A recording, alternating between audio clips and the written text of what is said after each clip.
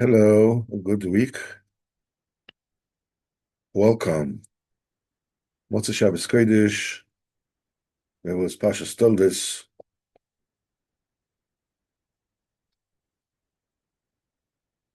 in which, this is the first confrontation. It's the birth of Yaakov and Esav, and it's the confrontation between Yaakov and Esav. And this is basically the the confrontation that faces every single person that on earth that wishes to serve HaKadosh Baruch Hu. Esav is, what you call a hunter-gatherer. Yaakov Avinu is the scholar that sits down and learns Torah. And in essence, both of them have a role to play. That's the reason why Yitzchak Avinu, it says that Yitzchak loves Esav and Rivka loves Yaakov. Because Esav, if he does what it is that he needs to do, if he lives up to his role, he is the one that cultivates this world and supports Yaakov. And Yaakov is the Ikar. He's the main reason for why the world exists. And Esav can become a partner in it. There's a very, very special, very, very special role in being a good number two. He said that I think it was the Duke of Wellington, I'm not sure. But before the like night before the battle, he went sightseeing, to see not sightseeing, but actually to review the place of the upcoming battle. And they were in a hill all together with him, with generals and when they stood at a certain hill, the Duke dropped a glove, and one of his generals jumped off his horse and picked up the glove and gave it back to the Duke. And all the generals around were impressed by this general's chivalry. At night, in the evening, the Duke called the general to his tent, and he says, "Do you remember the hill where I dropped my glove?" And the general said, "I do." So the Duke told him, "I want you to place a battery of cannons on that hill." And the general said, "I already did." Being a capable and dedicated number two is as important as being number one. Because a number one cannot do without a number two, and a number two cannot do without a number one. Esav chose to concentrate on the trifle, on the non-essential. And Yaakov Avinu is concentrated on that which is essential. Yaakov Avinu prepared, Parsha tells us this, he prepared lentil stew. So Esav said, Hal itenina, force feed me, mina doma doma, from this red one. It poses a little bit of a problem because cooked lentils are not red. When they're raw, they're red. And when they're cooked, they're brown. So when Esav says, force feed me from This red one means that the lentils were not cooked yet. Esav wants his, and he wants it now. If it's ready, it's not ready. It's time, it's not time. It doesn't matter. I want it, and I want it now.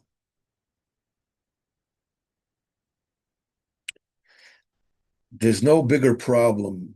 There's disruption to the order in the world, the development of the world, than when a number two refuses to accept the role of being number two and subjugating himself to number one. This is called Evet Kiyimloch, a slave that would reign, that would reign, would take control of the harness. This is what this parsha tells us. This is the thing. This is something that happens to each and every one of us. That's the battle that we face on a daily basis.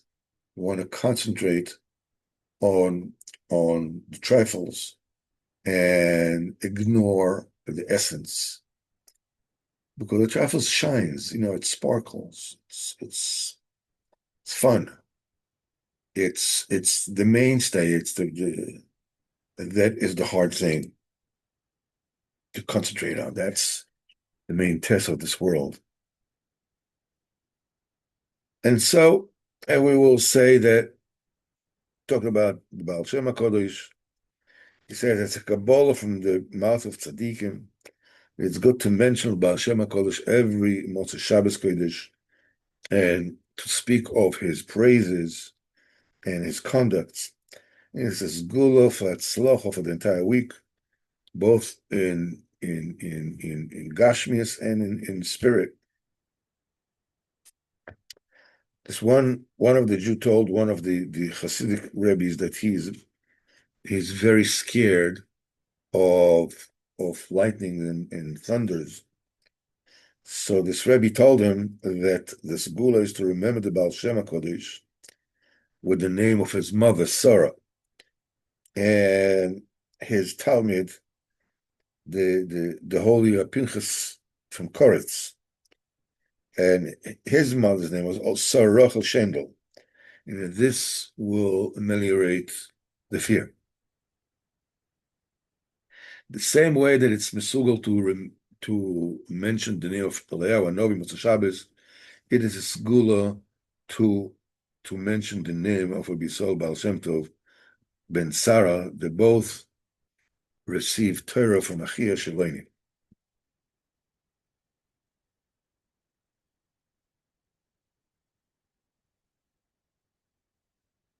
Vena says that Shevach HaTzadikim, the praise of the tzaddikim, elevates the das.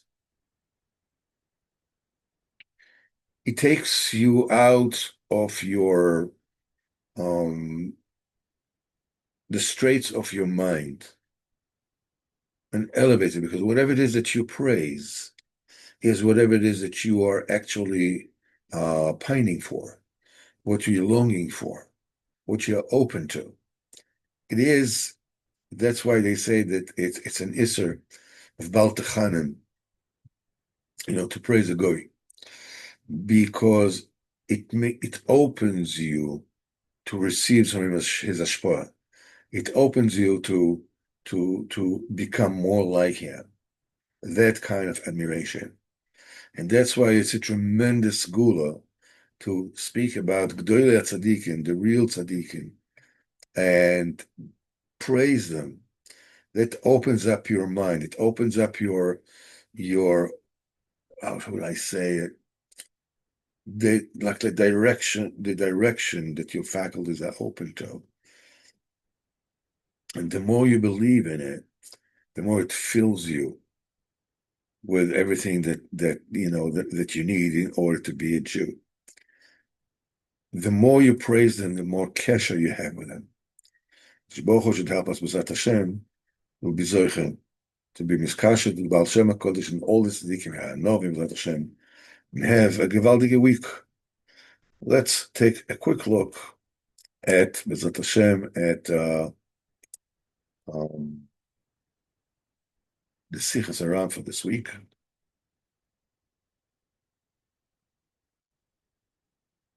Here we go. This is Sicha 292. This is Resh Tzadik Beis. So Rabbi Nosson says, I was told about his holy conversation that one chassid came before him that was somewhat important and was also, somewhat elderly. And he was well versed in the Kisvei Arizal, wanted to come close to Rabbeinu Zichron Rebbeinu. He started speaking with the Rebbe. Like the important Hasidim, they come to the Rebbe, they speak to him. And he said to Rabbeinu Zichron Rebbeinu, Yereinu Rabbeinu derech la'avodas haboros barach. Let the Rebbe direct us with a way to serve HaKadosh Baruch Hu. So Rabbeinu looked at him in wonderment. Adad ba'az lakecha, to know in the earth your ways. In other words, somebody who was totally immersed in artsius, in gashmius, wants to know a way to get closer to Kodesh Baruch Hu. What is self-explanatory from this story? The main payday of Rabbeinu was the fact that he speaks to them. Is that this chassid speaks to him like a chefza, like a somebody, and he says, he wants to know a way in Hashem's Baruch. In other words, he doesn't lack anything. He's got it all down pat, but he needs to know some different ways, as if that's the only thing that is lacking. Rabbeinu wanted him to speak the truth, speak exactly what's going on with you. This is a very, very important nakuda that we have to concentrate on.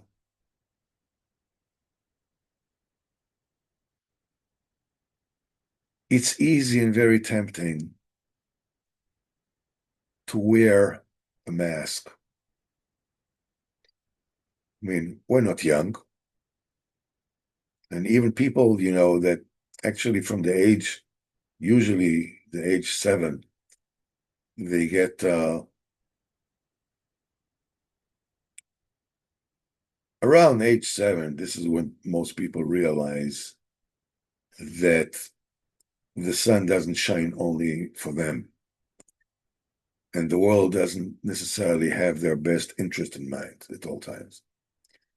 And this is when people start donning on social masks that will enable them to navigate in the world. Someone is the clown of the class, and another kid is the studious one, and each one according to the kind of mask that he thinks that will enable him to sort of like fit in with the moving herd and get along. And this mask hardens as a person gets older. And a person sort of like takes it upon himself as his identity. This is who I am. Usually the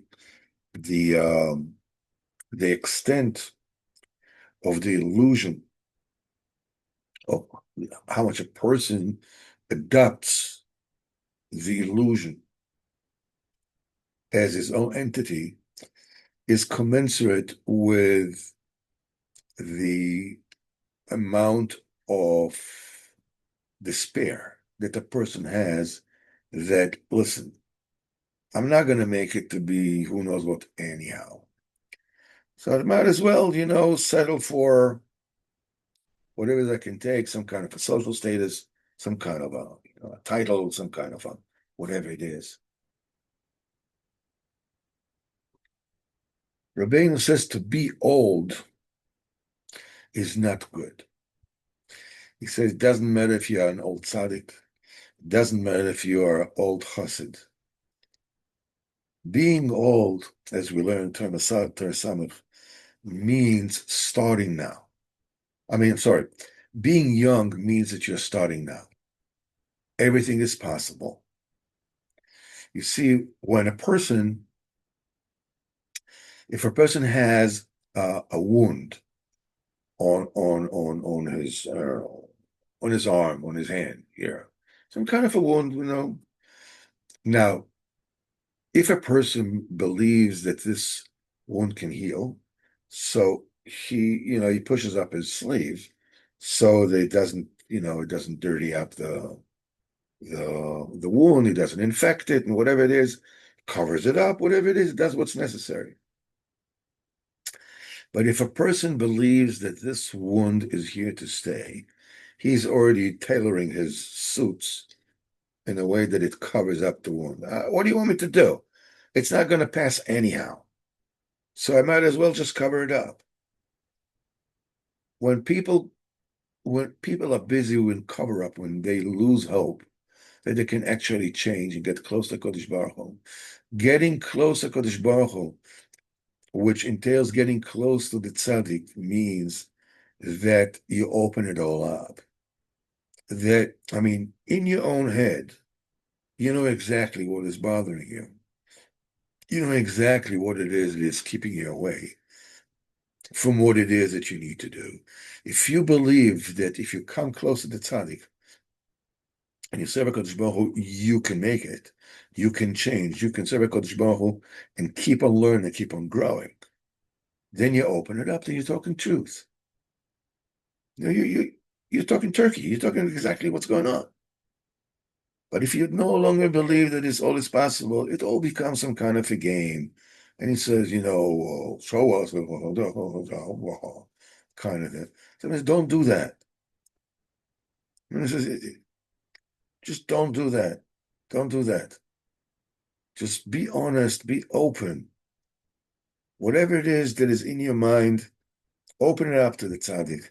Open it up to HaKadosh Baruch Hu. Open it up, deal with where you really are. Not with some kind of a fantasy because you really don't believe that this will get you anywhere. This is the number one lesson for anybody who wants to serve HaKadosh Baruch Hu. Be real. If you're not real, that means that you have given up. Be real. Now, within being real, there are many, many limudim, the many, many teachings that you have to learn. The fact that you need to keep yourself b'simcha at all time, no matter what. And the fact that when you find yourself depressed, you have to go out and speak to Kodesh Baruch Hu. Give him thanks for everything that's going on well in your life, and tell him exactly how you feel.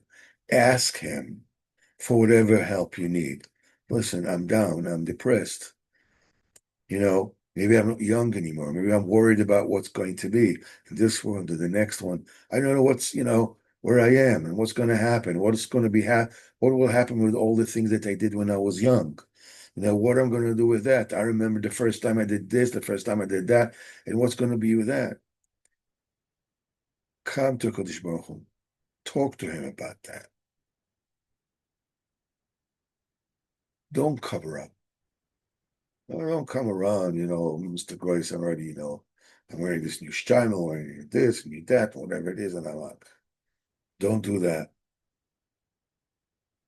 And be b'simcha. If you're not b'simcha, go to Kodesh Baruch Hu, ask him to make you b'simcha. Baruch Hashem, just a few minutes of a few diburim have to do with where we need to get to as Jews. Diburim that Alavai, the entire world would listen to these diburim. It would give in this world and the next one. B'ezrat Hashem, Kodesh Baruch Hu should help us and give us a tremendous week. B'zchut Baal Shem HaKodesh, b'zchut Rabbeinu HaKodesh. B'ezrat Hashem, we're zoche, B'ezrat Hashem, to see with the coming Sheikh Tzidkenu B'ezrat Hashem soon in our days, build Beis HaMikdash and love one another, and you know, Shavua Tov, everyone. Atzlocha b'kol ha'inyanim, B'ezrat Hashem.